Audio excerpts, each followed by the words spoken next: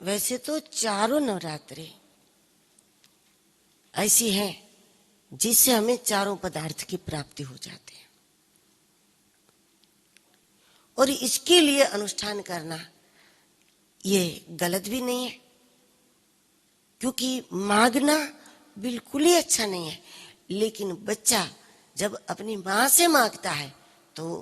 वो कोई बुरी बात भी नहीं है। माँ तो यही कहेंगी कि किसी से मत मांगो, जो चाहिए मुझसे कहो, तो वो कोई बुरी बात भी नहीं है। तो चारों नवरात्रि में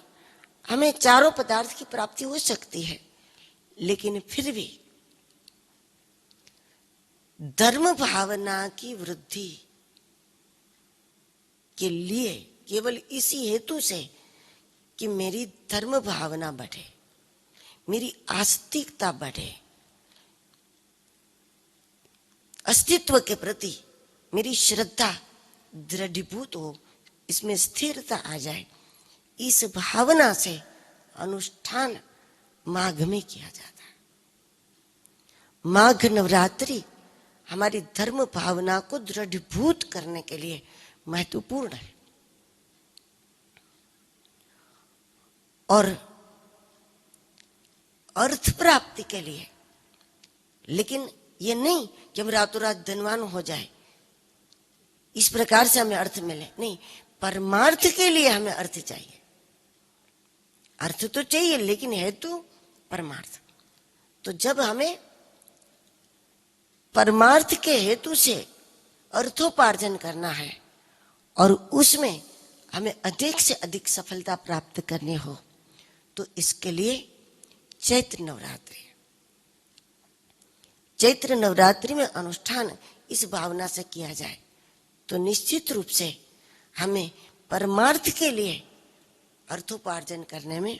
जगदम्बा की कृपा से बहुत सरलता हो जाती है।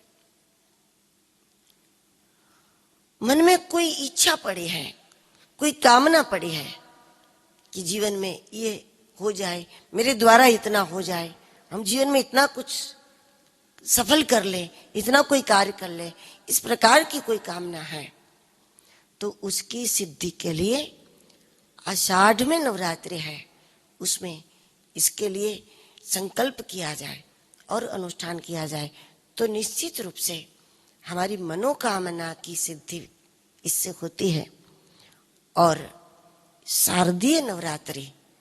ये मोक्ष परक नवरात्रि है कि हमें प्राप्त तो बहुत हो गया, क्योंकि प्रकृति में भी निखार है इस समय, तो शारदीय नवरात्रि में तो हमें प्राप्त तो बहुत हो गया, अभी तक जो चाहिए था हो गया, लेकिन अब हमें लूटाना है, अब हमें वहां से अपने ममत्व को हटाना है और मोक्ष के अधिकार को प्राप्त करना है। इस भावना से संकल्प करके हमें आश्विन नवरात्रि में अनुष्ठान करना चाहिए। तो ये 4 नवरात्रि धर्म अर्थ काम मोक्ष परक भी हम देख सकते हैं, और इस रूप में जिस नवरात्रि जिस समय की है हम उसी प्रकार का संकल्प करके उसके लिए हमें अनुष्ठान करना चाहिए।